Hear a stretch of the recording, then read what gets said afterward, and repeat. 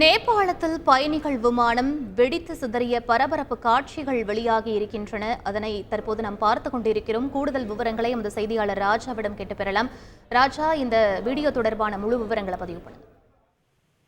வணக்கம். காட்மண்டு திரிபுவன் சர்வதேச விமான நிலையத்திலிருந்து புறப்பட்ட சௌரியா ஏர்லைன்ஸ் விமானம் விபத்தில் சிக்கியிருந்தது. ஓடுதளத்தில் சென்றபோது கட்டுப்பாட்டை இழந்து விமானம் ஓடுபாதையில் சறுக்கி விபத்துக்குள்ளாகி இருக்கிறது. அதன் பரபரப்பான சிசிடிவி காட்சிகள் வெளியாகிருக்கிறது. 11 மணிக்கு புறப்பட்ட விமானம் தொழில்நுட்ப காரணமாக ஓடுபாதையில் சறுக்கி விழுந்து விபத்துக்குள்ளாகி இருக்கிறது. அந்த காட்சிகள் தான் தற்போது வெளியாகி இருக்கிறது. சுமார் விமானம் புறப்பட்டு 10 நிமிடங்களுக்குள் தொழில்நுட்ப காரணமாக விமானம் திருப்பி ஓடுதளத்தில் தரையிறங்கி விபத்துக்குள்ளாகி இருக்கிறது. விபத்துக்குள்ள ஆகும் பொழுது வேகமாக தரையிறங்கி பரபரப்பாக தீப்பொறியுடன் காட்சிகள் வெளியாகி இருக்கிறது.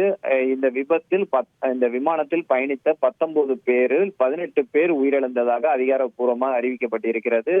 அந்த விமானி மட்டுமே படுகாயத்துடன் மருத்துவமனையில் அனுமதிக்கப்பட்டிருக்கிறார். 18 பேரின் உடல்களை எடுப்பதிலும் சிரமம் ஏற்பட்டிருக்கிறது.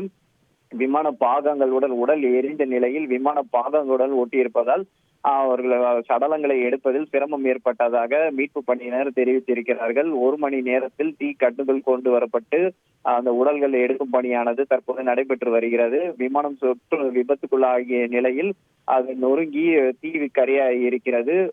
விமானம் முற்றிலும் சுற்று நூறாக விபத்துக்குள்ளாக காட்சிகளும் வெளியாகி இருக்கிறது. விவரங்களுக்கு நன்றி ராஜ்.